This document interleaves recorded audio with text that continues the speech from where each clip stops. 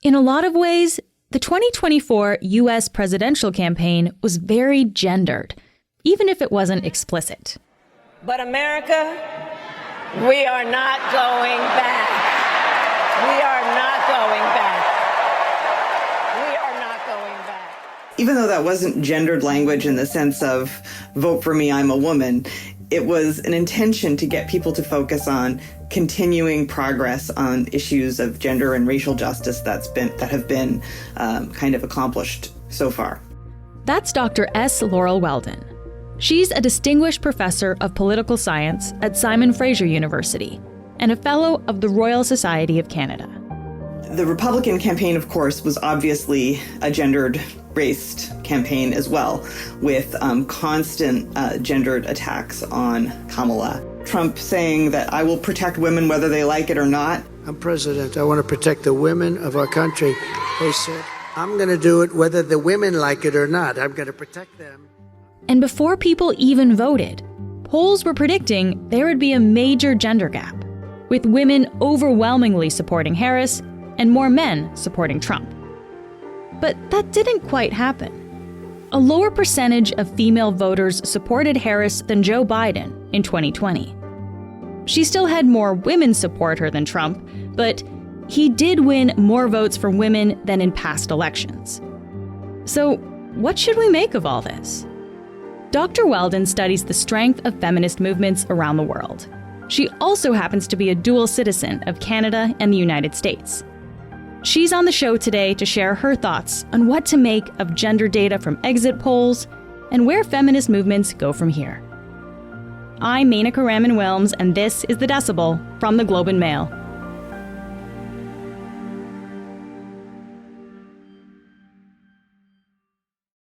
Laurel, thank you so much for joining me today. A pleasure. So just to start here, I want to get your perspective as someone who studies feminist movements. What was at stake in this U.S. election? There was a lot of possible progress on the agenda. There was the opportunity to elect our first woman president, our first African-American woman president.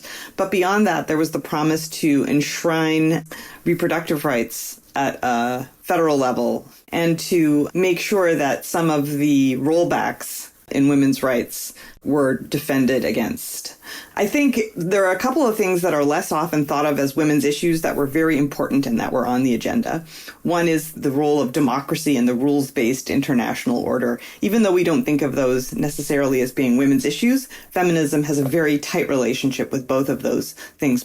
And another thing is that, inflation and the economy are women's issues. Women need affordable living just like everybody else. And so I do think that a lot of people worried that this election would mean not just a repudiation of trans rights and not just a repudiation of feminism, but a repudiation of democracy and human rights. And that was a bigger problem in the long term for feminists and really for everybody. This is an interesting point that you bring up, Laurel, about, women's issues. Like there's nothing really like that specifically pertains to, because all of these issues affect women. Things affect men as well, right? So I do want to talk about the issue of abortion and reproductive rights in particular, because this was really a big part of the campaign. In addition to the federal level question, actually at a state level, 10 states had ballot measures that looked to protect a woman's right to choose her own health care. On election night, people were voting on this as well.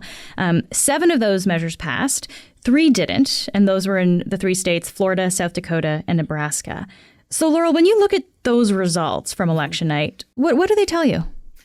To me, the abortion results complicate the story of the election as a rejection of gender and racial progress. For example, take Florida, where the measure failed because it didn't pass the 60% threshold needed in Florida, which is unusual. 57% of voters voted for the abortion rights measure in Florida. And while it's disappointing to those who worked so hard for that measure that it fell short of the 60% threshold, it's still suggesting that a lot of the people that voted for Trump and for Republicans were also voting for abortion rights. And the same is true in Missouri. The same is true in Montana. The same has been true in red states where people have turned out to vote for Republicans, but also for abortion rights. I mean, it's remarkable that it would have been successful in red states if we see this as being kind of a repudiation of we're not going back, which I don't think it is. What do you think it is then? Well, I think that I've been thinking a lot about all the elections that have been taking place around the world. I'm a comparative political scientist, and I study elections and feminism all around the world globally. And so if you're looking around the world, you can't help but notice that there's an anti-incumbent mood in a lot of places where the pandemic, created a lot of inflation in a lot of countries. And even though Canada and the United States both did fairly well comparatively in handling the inflation is still a serious problem here. And a colleague, Kristen Monroe, at University of California, Irvine, wrote a paper years ago showing that the number one thing that has the most overwhelming impact on presidential elections is inflation. Now, many people would say, of course, inflation was coming down. Why weren't people recognizing the, strong performance of the Biden administration on inflation? Why did they blame Joe Biden for inflation? But I think that kind of misses the point that when prices have increased by, 20%, it's causing a lot of pain. And people said that the number one thing for them was the economy. So it's also important to remember that what people thought they were doing was to try to get a better life for themselves, and that they were not happy with the incumbent. So, in New Brunswick, we have the first female premier. We have had some, advances in some places where the anti-incumbency advantaged women.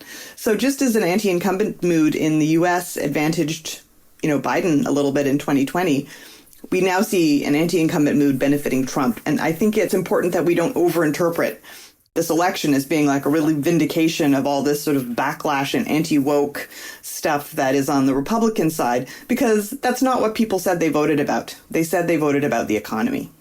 Even though there's a lot that I guess comes along with that vote. There is a lot. But, political scientists say one vote, many dimensions. Politics is complicated, but you only have one vote. And so casting the vote is complicated in the first place, and interpreting the vote is also complicated. Okay, so let me ask you this. When you see that data from exit polls, including things like how women voted, what do you make of it? Yeah, so there's been lots of talk about exit polls, and I joined some of my colleagues who are wanting to wait for what we call the validated results before we spend too much time really thinking about exit polls, because there are some real weaknesses in exit polls. So, for example, in 2016, and you'll still see this today, that many people talk about the quote unquote 52% of white women who voted for Trump in the exit polls. But if you go and look at Pew, you can just look online. It's available. This is a research center. The research center, yes. They did a study of the validated votes. They made sure to actually look at who actually voted. So much better quality analysis.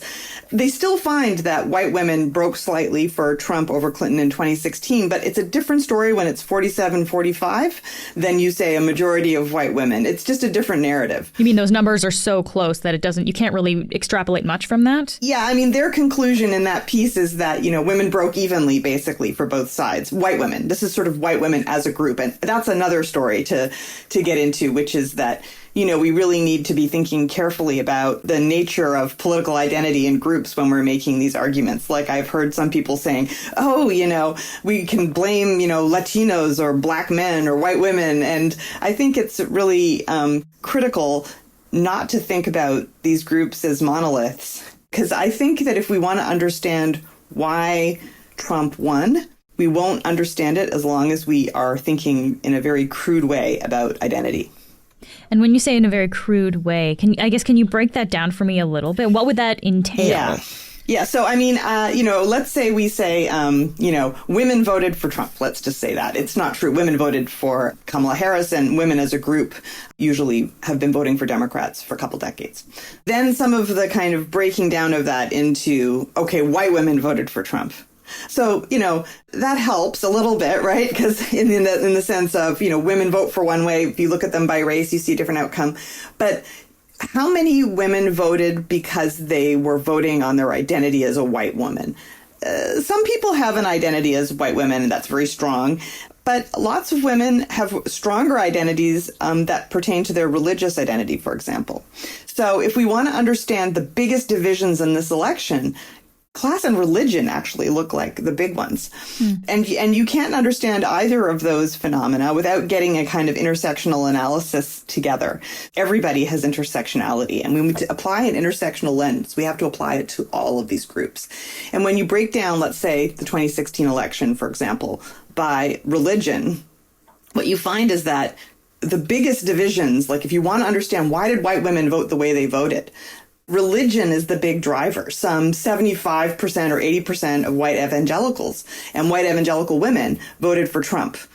So again, if we want to know why did these people do what they did, why did Latino men in this case vote more for Trump than for Harris? So there's a lot of speculation that maybe the kind of hypermasculinity of the Trump campaign appealed to these groups.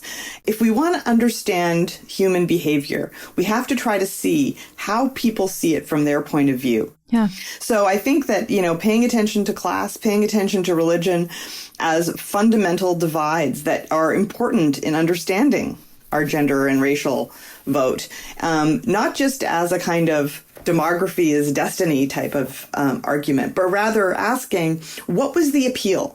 And I guess I want to pick up on some of the things that you were saying there, Laurel, because something that we can't ignore was the fact that Harris was the first Black and South Asian woman to run for president, right? And only the second woman. So why didn't they make a bigger deal of representation? Well, I don't think they needed to make a bigger deal of representation. I think everybody could tell that she was the first woman of color to run for office, and Trump certainly made it front and center. I guess I'm wondering about this kind of in the context of Clinton's campaign. We remember those signs, one of her slogans was, "I'm with her." It was a much bigger deal in 2016. So I guess why the difference now? Well, I do think that people are worried that Kamala Harris's gender and race would play against her. And they worried about that with Obama, and they worried about that with Clinton. I think Harris was right not to emphasize her gender or race in an explicit way, in the sense that the people who would have supported her for her gender and race were already aware of it. And the people who were less comfortable with it were going to feel like she was playing the race card, as Trump was claiming. But she didn't. They claimed she played the gender card, but she didn't. But I think Trump was, the one who was making her race and gender a subject of the election. He did that in pretty stark terms, right? I think most of us will remember he reshared a post someone else had made that suggested Harris had basically used sex to get ahead in her career. So I guess, what is it about this moment, culturally, Laurel, that allowed for this rhetoric to be used in such a mainstream way that, they understood that even if it maybe wasn't popular, it wasn't offensive enough to turn off voters? Well, I do think that's one of the reasons why the election is seen as being so important for gender and racial justice, is that the Trump campaign and Trump and J.D. Vance normalized the ability of people to say really horrendous, racially and gender biased things out loud. And why did Trump do this? Trump did this because this animates his base. So racial resentment has long been a big part of Trump's base. And by that, I mean there's a series of, kinds of questions that are aimed at getting at why people voted a particular way and what degree of sort of animus you have towards immigrants or people of color. And Trump voters have scored high on those measures of racial resentment. There's a bit of a debate how much of racial resentment compared to other things played into support for Trump, but I don't think anybody thinks it played no role. We'll be back after this message.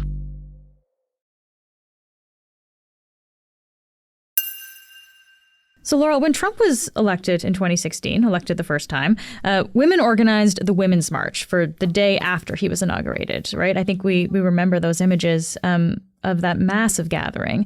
How likely do you think it is that we'll see that kind of protest again this time? I think it's very likely that we will see protests to the specific things that Trump does. I think it was shocking to people that Trump won that first time.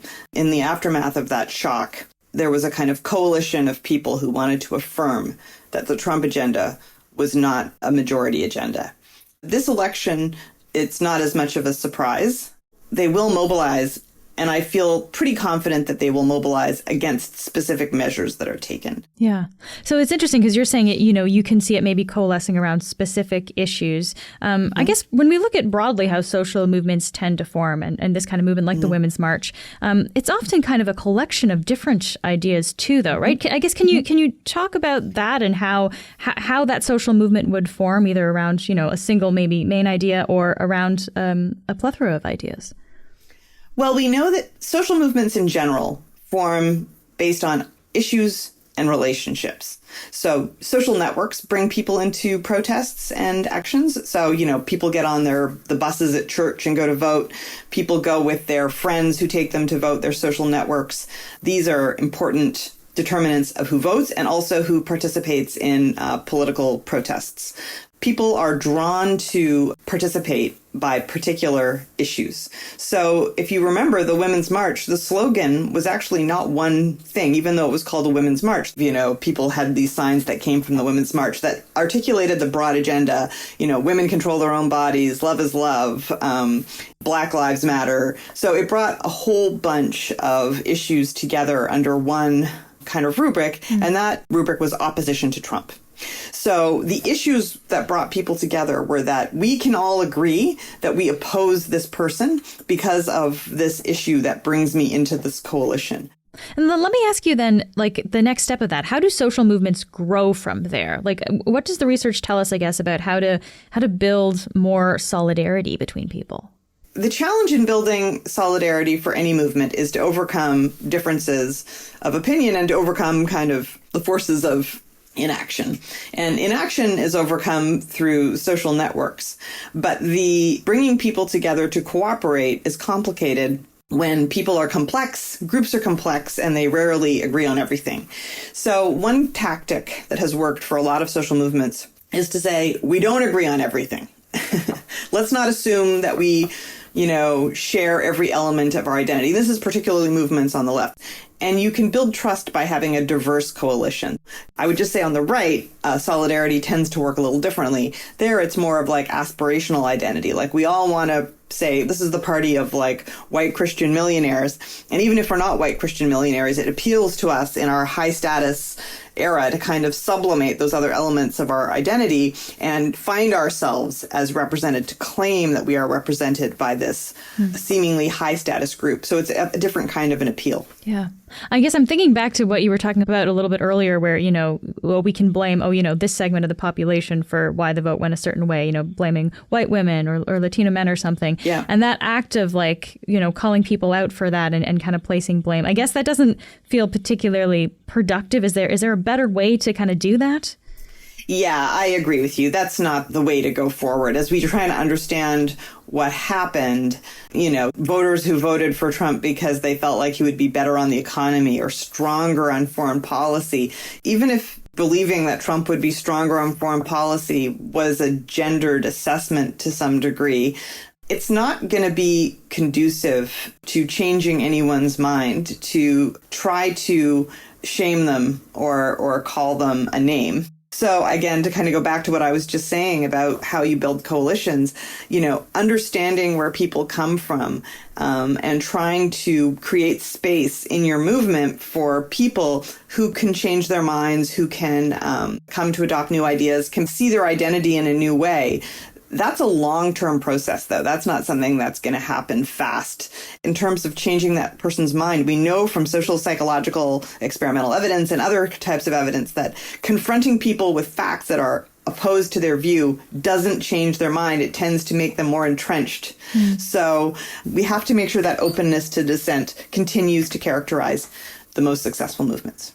Just very lastly here, Laurel, one of your areas of research is feminist movements. So I guess I'm wondering if you kind of take a step back from the specifics of this election that we've been talking about, and if you can kind of look at the wider context for us here, how would you describe the strength of feminist causes in America right now, and maybe even more broadly, even worldwide? How do you see that? My research looks at the spread of feminism around the world. And one of the things that it shows is that Over 4 or 5 decades, we've seen a massive spread of feminism around the world, growing, intensifying, becoming more politically successful, driving advances in women's rights in a wide variety of areas, from economic justice to reproductive rights to violence against women in most countries in the world. Most countries in the world now have a feminist movement, and in many places it's a strong and vibrant movement. And in some ways that can make us feel a little complacent. And I think it has made people feel a little complacent about the role of feminism in the world. Feminism waxes and wanes in individual countries. And by that I mean the power of the ideas, the power of the organizing, organizations make mistakes. They have political allies in government or they don't. They're repressed or they don't. They operate in a democratic context or they don't. And we also know that democracy is very closely tied to feminism. And, last year, for the first year, we saw a turning point for democracy in the world. For the first time, growth in autocracies outnumbered growth in democracies, according to Freedom House, which has been tracking this for decades. So it's quite concerning from the perspective of being worried about democracy, because it's like oxygen for feminism. Feminism needs democracy. And democracy, I think, also needs feminism. And I think if we can just remember, women's voices and presence and ideas have power. And so I guess I'm optimistic that as long as women keep turning up, as long as women and their allies keep turning up, their voices will prevail. Laurel, thank you so much for taking the time to be here today.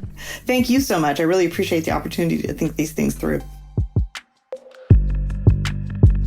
Before we go, we know there are a lot of questions about the US election and what this all means for Canada. And we want to hear from you.